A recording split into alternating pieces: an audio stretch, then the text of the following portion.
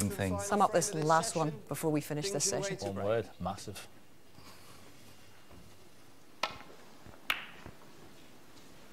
Oh, I don't know whether our viewers saw a glimpse of Mark Selby as he sat in the chair. His head was still shaking, he was still reeling from that kick on the pink, and I hope it doesn't affect him. But he has to get it out of his mind very, very quickly. This is a massive frame for both players. Yes, 1 or 3, isn't it? That's the scenario here. If he wins this, he's massive odds on to win the World Championship. If he loses it, won't be much between them.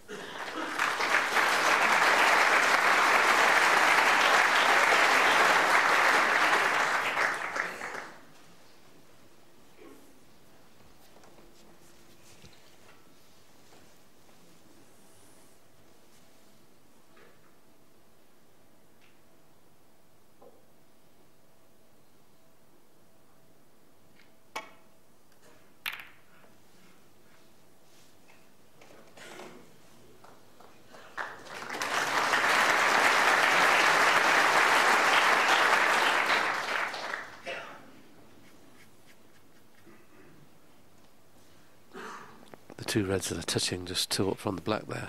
That's the reds he's looking at to play safe off.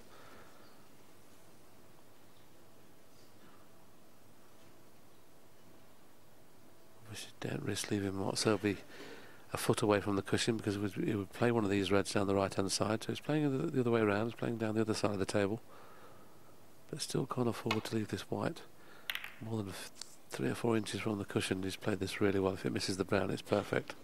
Very good shot.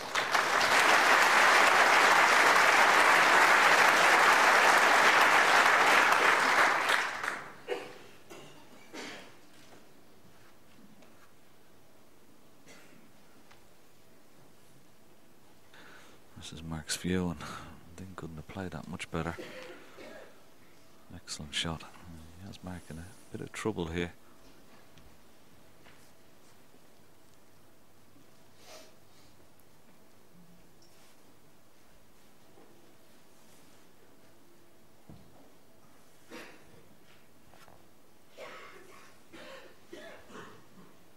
This could take a bit of time working this one out, because it doesn't have the angle to come off the right hand side cushion to land on the reds near the black.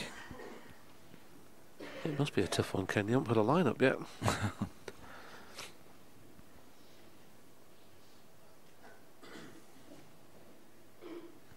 The one that's next to the pink, he can play 2 cushions and try and hit that half ball, but if he catches it anywhere near thicker than half ball, he's going to stick them all over the place. That's what he's looking at now. He's looking 2 cushions, trying to hit this half ball. But as I said, if he catches it slightly too thick, could be under frame. That's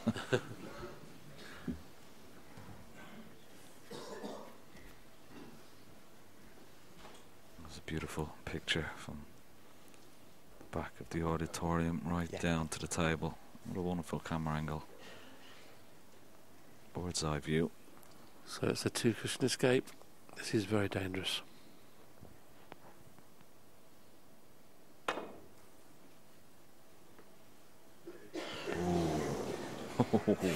Well, at least he knows the shot's on now. That was a 1/4 inch away from being perfect. Junhui 4.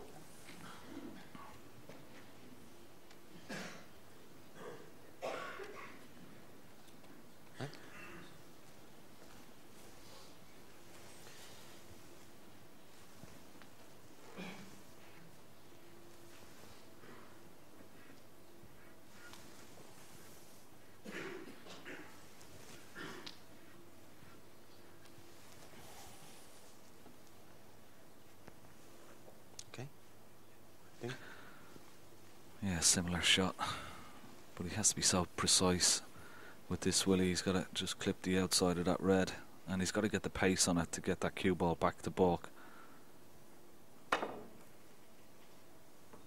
Yeah, pretty good. That's about as best as he could have hoped for there. That was an excellent shot.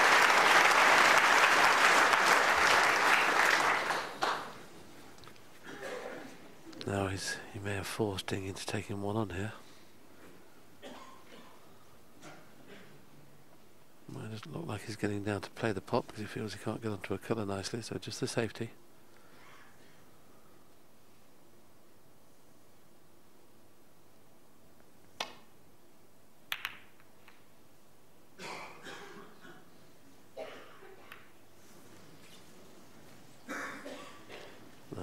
Selby plays this one down the right hand side plain ball. He's just got to avoid the red that's just up from the red he's going to pot.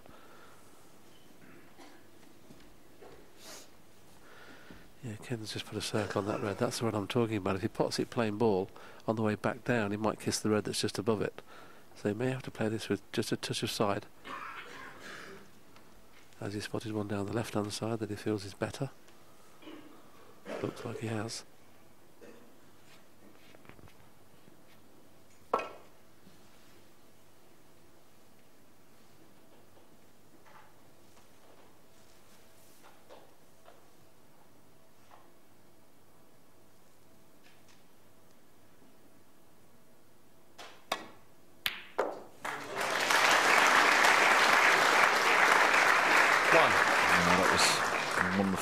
From Mark Selby.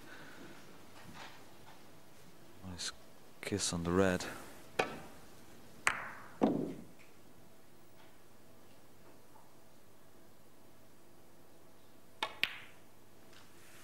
Yeah, two good pots. I think that blue was slightly more pressure than the first one. Obviously he didn't play the kiss when he played the shot to nothing, but 6. That blue was fraught with danger. And now he has a great chance to score 40 or 50 points. Not saying it's a frame win opportunity, even though the reds are perfect, the colours are not. 7. This went into the side of the pocket.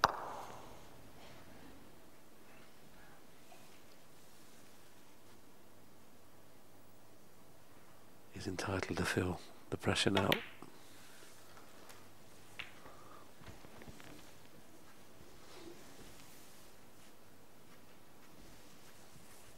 $13.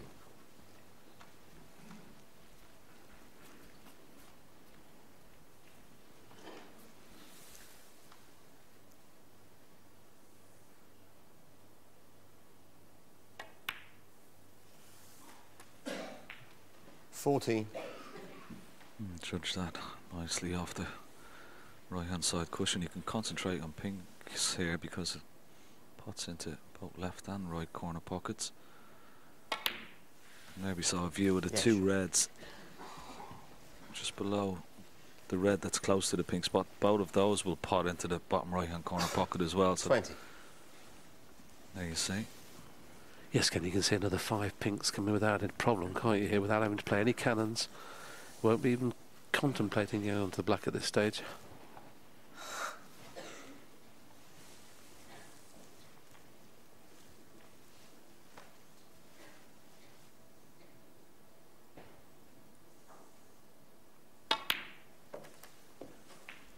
Purposely finishing high on the pink now, so he can play for the choice of 3 reds. The 2 that are close together, or the one just below it.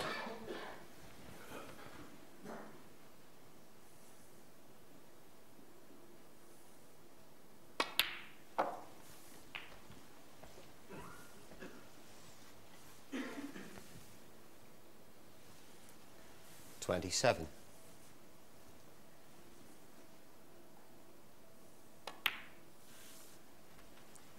$28. Played for pink into left centre, and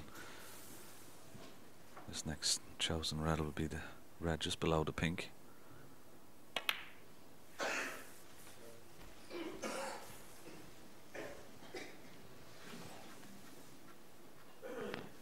In his remarkable career, he's potted a lot of pressure balls in his career, but the first red and blue were right out of the top drawer to give himself this opportunity to take a 3-frame lead. He lost the first mini session 3-1. Ding got to be within 1. It was key to at least share this second session. He's actually won it 3-1. And if you go back to the beginning of this frame when Ding played that wonderful safety shot, he had Mark Selby in a lot of trouble, and he found a wonderful escape off a second attempt, off 2 cushions, back up for balk. 41. From being in that position to getting himself in this position now to try and win the frame. Not quite perfect on this red. May have to play with just a little bit of right-hand side just to drift by those 4 reds. Doesn't want to be playing any sort of cannons. There's the side. Not quite enough. Just 42.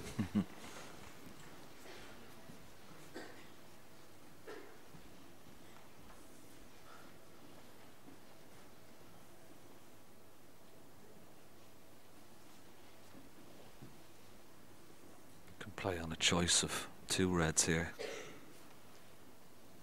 The red that's closest to the pink directly, almost directly below it, and also the one that's on the left hand side of the table.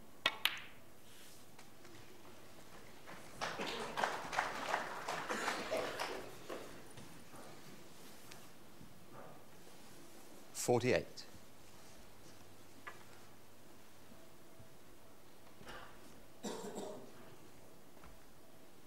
He's reluctant to play the red just below the pink, because he'll have to judge the cannon off the 3 reds to the left of it, so may have to just use the little extension on the end of his cube.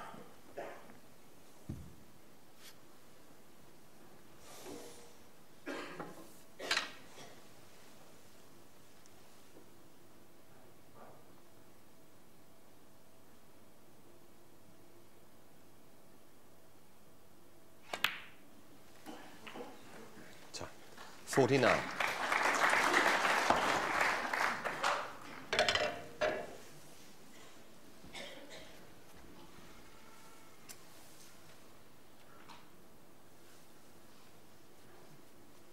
Looks like he's decided to play for the red he's been bought, because he can't guarantee to get perfect on the red on the side cushion. So anywhere in the line of the green and the red, that's where he'd like to make the cue ball drift to.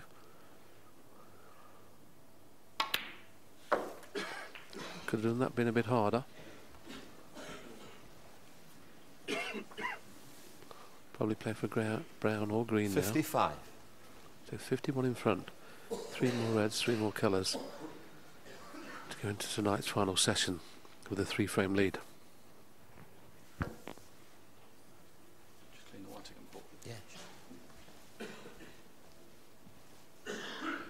Well, he's getting the cue ball clean this time. And obviously doesn't want to kick on the red. Ding can only hope that he can get back to the table. It's not looking good. I mean, just got to drop this red in almost dead weight. Doesn't have to do anything with the cue ball. Maybe on yellow or brown.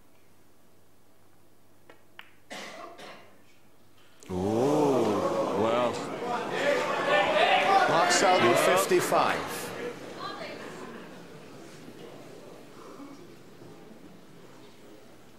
Didn't see that one coming. He's looking at the television screens, wondering whether that rolled off or not, but I didn't detect a roll off.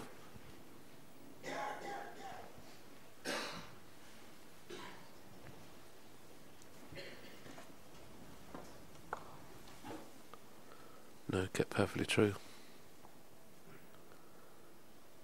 But to be ultra critical, it was the pink to the previous red that was the poor shot, as is that shot to the pink there from Ding. Ding's just having a quick look to see will that red pass the black into the left hand corner pocket.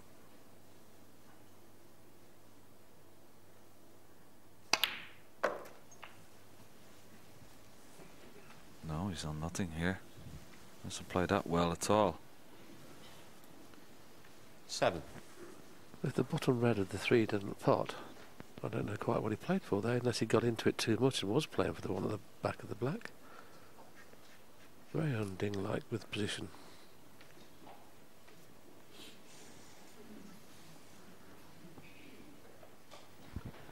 I suppose he'd try to get into the cue ball a little bit more and check it and go right across the face of the red that's just below the pink spot to get that into the corner pocket, but whichever way he played it, obviously the tension got to him there, didn't get into the cue ball enough. Be reluctant to push a red towards the side cushion as he's 44 behind, but it's key to play in behind yellow and brown.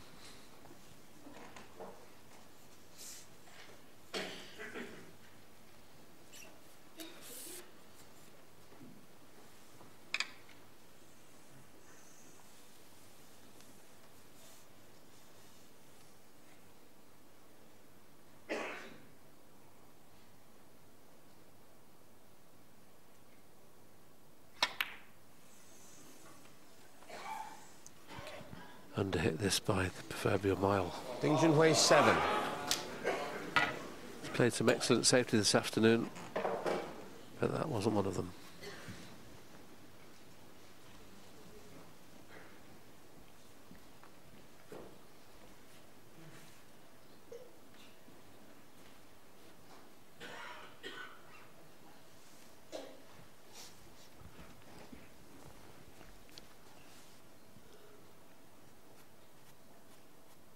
Decision time. Do you play the stun run through for the black, or do you go back up for one of the bought colours?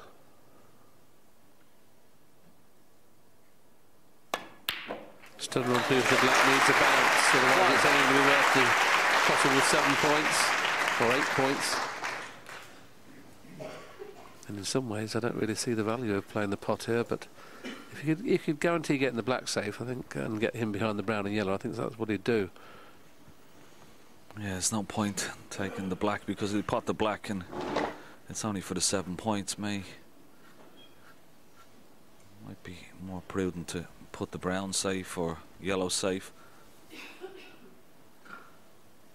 Or as you quite rightly say, you could try and put the black safe and put the cue ball up behind the yellow and brown, but he's got a 45-point lead.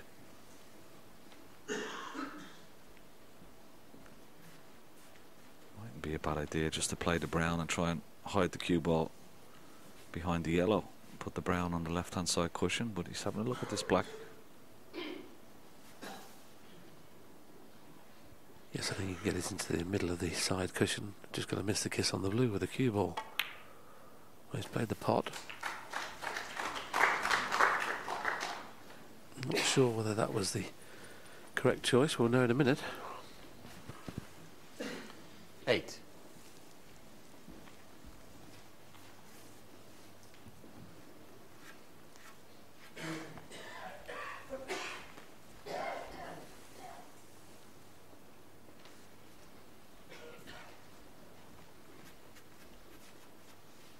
Well, he's eyeing up the pot, and this is a brave shot to take on. Okay, cue ball off the side cushion, back around the back of the black, but this is certainly very difficult. Oh, it's a great shot. Tremendous shot. And is he on the black? Just a bit short. Could have done with another few inches with that cue ball. Just needs the black to put himself 60 points ahead with 59 remaining.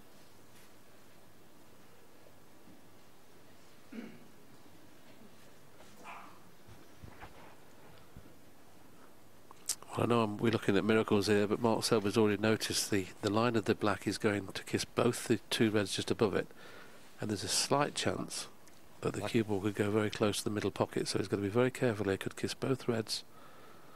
If the black goes in, as Ken said, 60 in front with 59 on, kiss both reds. Has the black gone in? It has gone in.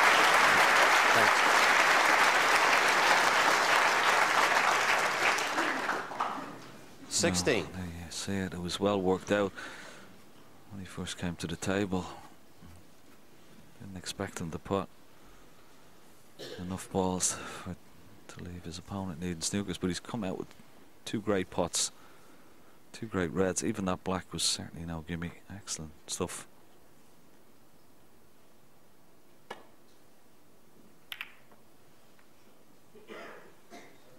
And this looks pretty good as well. Mark Selby, 16. This is really good match play snooker from Mark Selby.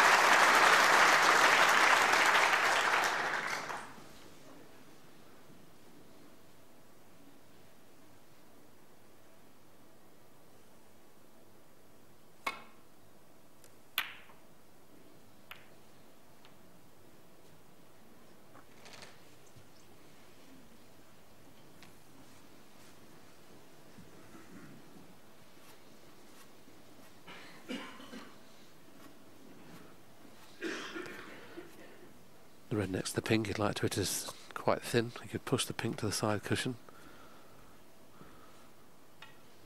When you're queuing over the top of a ball, though, you don't want to risk playing it too thin. So you're trying to push the pink safe and get the cue ball in behind brown and yellow. Just a little bit thick, otherwise that would have possibly happened. Well, it's a nice flick.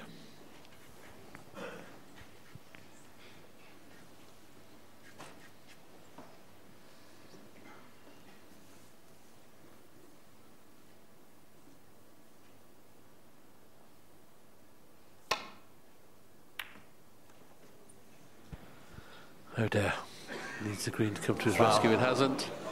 He looks at Mark Selby with a possible concession. Yeah. And it is a concession. Mark Selby. Well, that's amazing. Mark Selby had to win 3 of the remaining 4 frames in his second session there to take a 3-frame lead over the afternoon session. He's very happy about that. He takes that 3-frame lead now and leads 14-11. Yeah, the difference was 3 frames coming into this afternoon session. It remains 3 frames, and Mark Selby knows he needs just 4 more to become the 13th multiple world champion that this sport has produced. It's quite a target for him, and he looks so determined here. He has been granite for much of this match, and this man is just so tough to beat. He knows how to win.